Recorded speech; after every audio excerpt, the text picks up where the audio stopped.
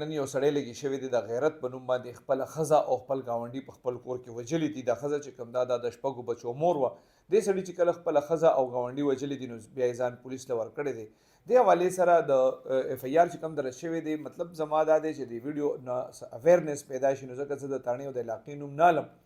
خو د کس رپورټ درج کړی دی او پولیس ته یې ویلي دي چې یاره زه په کلي کې خپل رور سره په ګاڼۍ کې کار کوم او هره سهار زه 4 بجې وځم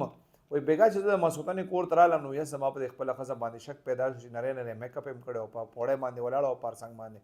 بار یې کتل وایي ما دې تپوس وکړو چې څه کوې وایي راسې د بار مې کتل دی وایي زما شک پیدا شو وایي نه به نور کله به زه سهار 4 بجې تلم دغه شپه باندې مې ښځې ته وویل چې 3 بجې به زه ځم ما راپاسوه وایي 3 بجې زه ښځې راپاسولم